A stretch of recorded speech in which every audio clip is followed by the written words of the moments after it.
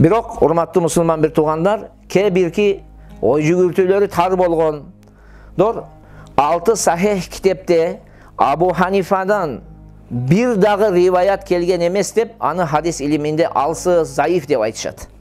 Ойлошот. Бул нерсени биз көп эле угуп турабыз. Абу Ханифа хадис илиминде алсыз, Абу Ханифа даиф деп көп эле угабыз. Эмне үчүн десе, анткени 6 сахих китепте андан бир дагы риваят келген эмес. Бухарида да, Муслимде дагы, Тирмизиде, Абу Дауд, Насаи, Ибн Мажанын биринде дагы Абу Ханифадан риваят жок дейт. Мунтип ойлоо, урматтуу окуучулар, бул түркөйлүк жана негизсиз Абу Ханифанын акында жала жабуу болуп эсептелет.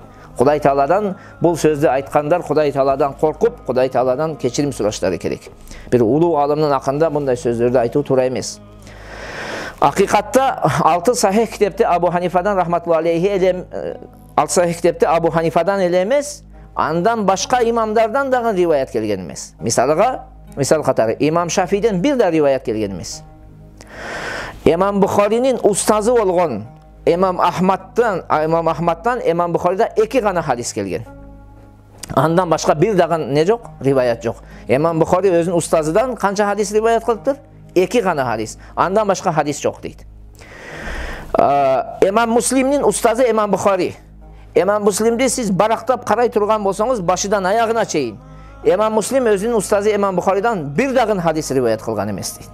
Бир да хадисти имам Бухари аркылуу пайгамбарга чейин санжырасын, дагы силсиласын, санадын айткан эмес. Бүт башка адамдардан риваят кылган.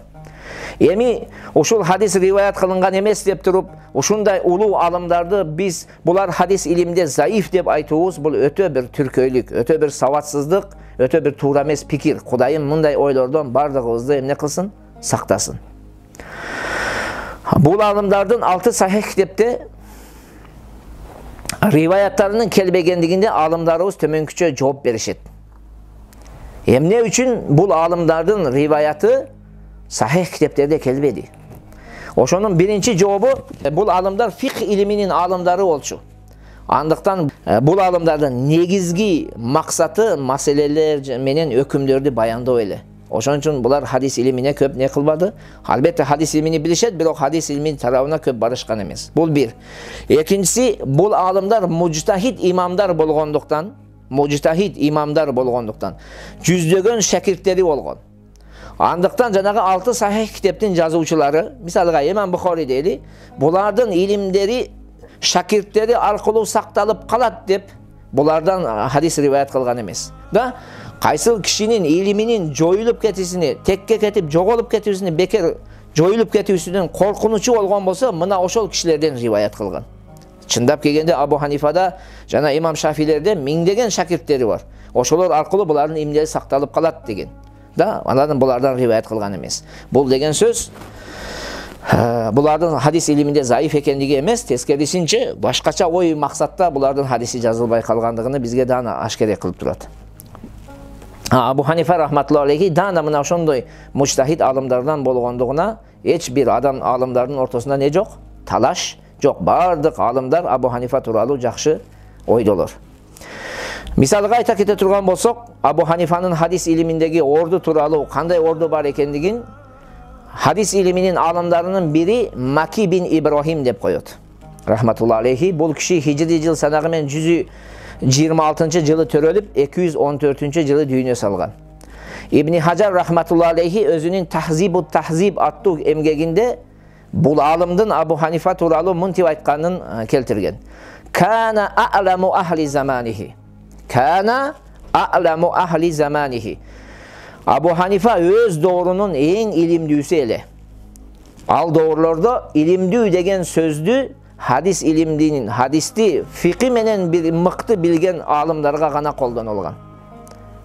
Хадисти мыкты билсеңиз, ошол кезде сизди алым деп айтылган. Болбосом сизге илимдүү деген сөз колдонулган эмес. Ушундай доор эле. Андыктан жогорудагы сүйлөмдүн мааниси боюнча не болот? Кана а'ламу ахли заманихи дегендин мааниси Абу Ханифа рахматуллахи алейхи өз доорунда хадис илиминин дасыккан алымы болчу деген мааниде болот. Хоп, эскерте кетсек, Maki bin İbrahim İmam Buxori'nin ustazı bolot. Bu jönököy alım emes. Öte ulu alım. Mına uşunday ulu alım Abu Hanifa jönündө uşunday aytkан sözü var. Ekinci Abu Hanifa jönündө aytkан kişilerden ekincisi Yazid bin Harun degen. Bu kişi hicri yıl sanagı menen 118. yılı törölüp 206. yılı dünya salgan. Bizdin miladi yılga aylandıra turgan bolsok 736. yılı törölüp 821. yılı dünya salgan. Bul alım dağın Abu Hanifa rahmatullahi aleyhi jönünde mintip aytkan. Adraktu alfan mina şuyuh. Adraktu alfan mina şuyuh ve katabtu minhum. Fama vajadtu afqah ve la awra ve la a'lam min khamsatin. Avvaluhum Abu Hanifa rahimahullahu taala. Mingdegen ustazlardan doğrunda yaşap alarga joluktum jana alardan hadis yazdım deydi. Alardan arasından beşeüsünün başka fiqh ilimin tereң bilүүчүрөөк, takıbarak, ilim düýrögün körbödüm deydi. Al 5 kişinin birincisi Abu Hanifa bolçu deydi. Mana bu kişi dagın Yazid bin Harun dagın öte ulu alımlardan. Üçüncüsü İmam Zahabi rahmatullahi aleyhi. İmam Zahabi dagın 600 hicri yıl sanagı menen 673. yılı törölüp 748. yılı dünya salgan. Bizdin miladi yılga alsak 1274. yılı törölüp 1348. yılı ölgön. Özünün Tazkiratul Huffaz attığı emgeginde Sufyan bin Uyayna rahmatullahi aleyhinin Abu Hanifa jönündө mintip aytkанын keltirgen. Sufyan bin Uyayna hicri yıl sanagı menen 107. yılı törölüp 198. yılı ölgön. Bizdin yıl sanaka 700 miladi yıl menen 725. yılı olup törölüp 815. yılı ölgön bolot. Bu kişi ne deydi? Lam yakun fi zamani Abi Hanifata bil Kuffata afdalu min ve la awra ve la afqahu anhum. Abu Hanifa'nın zamanında Kufa'da andan afzel, andan takva, janna andan bilimli adam bolgan emes. Uşul ele kitepte İmam Zahabi rahmatullahi aleyhi İmam Abu Davud'un Abu Hanifa turalı mintip aytkanын keltiret. İnna Aba Hanifata kana imaman. Albatta Abu Hanifa rahmatullahi aleyhi imam, jol başçı, ilim tarmağında jol başçılardan bolçu degen sözünü aytkan. Demek urmattуу bir tuğanım İmam Abu Hanifa'nın şunday hadis iliminde öte çoğ ordu var ekendiginde hiçbir alımların ortasında talaş yok. Andıktan janagınday bir adamlar çıkıp alıp Abu Hanifa hadis iliminde zayıf degen sözlerini biz kulak sarbaşыбыз gerek, mani berбешибиz gerek. Sebebi oşol doğurdagı en mıktı alımlar Abu Hanifa turalı aytkan sözlerin mına özüңүздөрдүн kulağыңızдар menen керек bolsa sılkası menen kitebi menen oktuңуздар, oşol kiteplerden karap alsaңızдар bolot.